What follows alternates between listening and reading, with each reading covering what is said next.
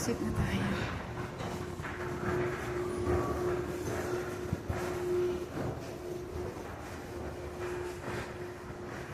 Dito na tayo. Exit na tayo.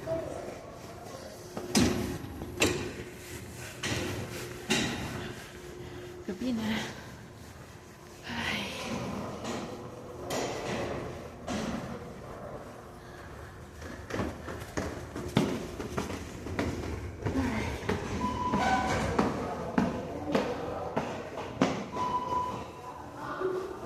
Tama lang tayo sa exit na.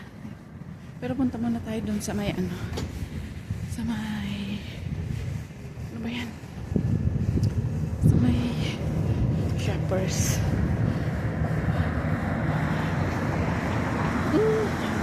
Kahit naman hindi na ako bibili muna, bukas na lang. Oo nga. Ano ba bibili na ako?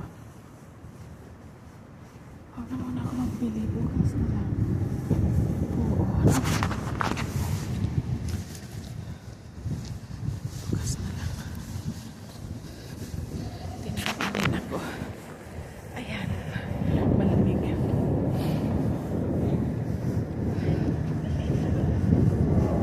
Wala lang muna ako bumili kasi may tinapay naman ako. Bukas na lang paglabas ko. Kasi lalabas naman ako bukas. Maano po siya? Liwanag pa. Mahangin. Maliwanag pa. Kaya ano, bukas na lang ako mag-shoppers. Uwi na lang tayo. May tinapay pa naman ako. May kape. May gatas pa. So, bukas na para may rason. Kasi, i-grab na natin guys yung paglabas dahil babalik na sila lola at lolo. So, hindi ko na naman magawa yung freedom ko kasi syempre busy na sa kanila. Rushing time na naman. Magkataon na naman. Yan, sobrang mahangin. Malamig pa din. Wala na yatang summer dito. Talagang ano na yata, winter na. Winter na naman yata. Malamig. Malamig. Ayan. Ang lamig. Maliwanag pa. Kaya dito tayo maglakad. Wala, hindi na ako bumili. Pumunta kami ng Eton, Dundas. At sa wakas nakapunta dun. At nagpicture-picture syempre. Alam mo na. And kumain kami sa Jollibee. Sa wakas, yung naantala last Saturday kasi nga walang subway. Maraming under construction kasi. Kaya close ang subway papunta ron. Ayan. Naglalakad tayo pauwi na sa bahay. Kasi malawag pa. Ayan, park din ito. Ayun yung teacup. Liwanag pa yung mga bird. Diba? Ang gandang pakinggan. Yan. Tinawag ko yan na teacup. Kasi nga, yung teacup na yan, may tubig na lumalabas. Parang tap ang dating. Liguan ng mga bird.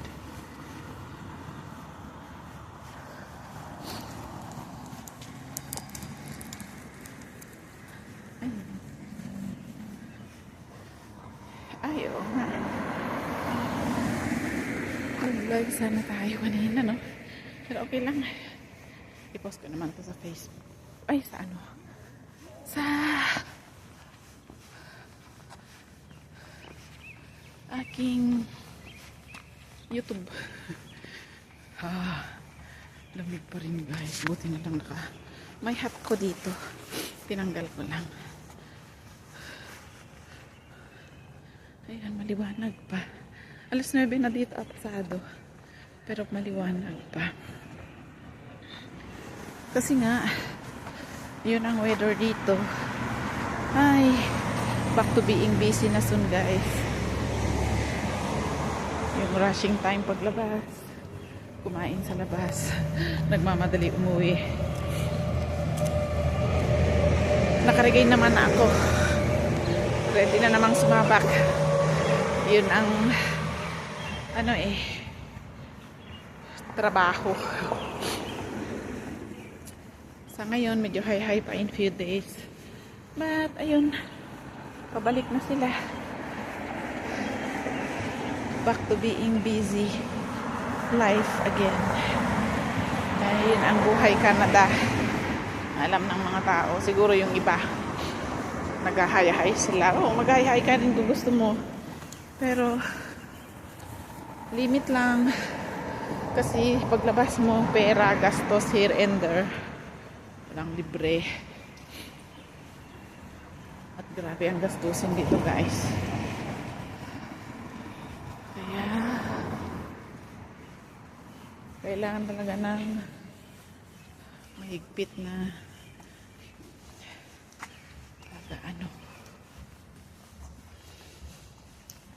mahigpit tayo sa wallet, sa pocket. Lipat na tayo sa kabila dahil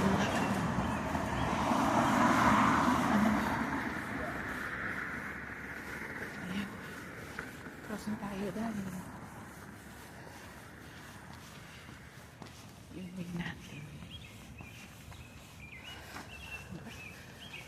Nakaka-relax yung huni ng bird. Pasado alas 9 na, maliwanag pa.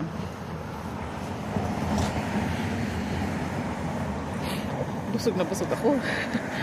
Kumain ako ng palabok, tapos 2 chicken.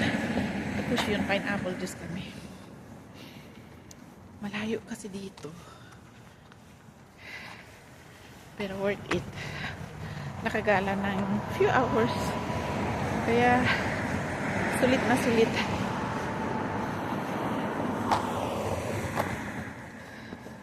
Sulit na sulit. Napuno dito. Ay, ito yung kape na nabuhos. Nadaanan namin kanina. Malamig pa rin dito. Minsan, mainit. Tapos biglang mag-drop ang temperature. Tulad ngayon, malamig.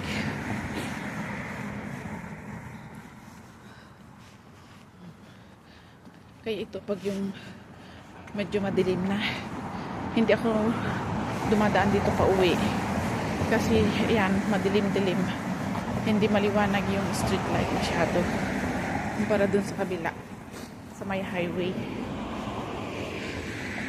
Dito medyo nakakatakot. Dun sa kabila, at least maliwanag. Hindi ka langanin maglakad. Kasi dito ang puno.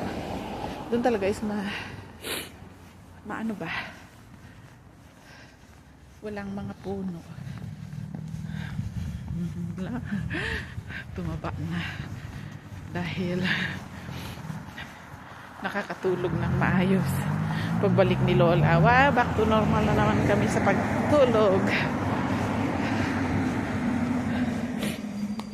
Pero sanay naman yung sarili ko dahil pati sa ngayon hindi ako nakakatulog ng maaga. Ay. Okay guys, thank you.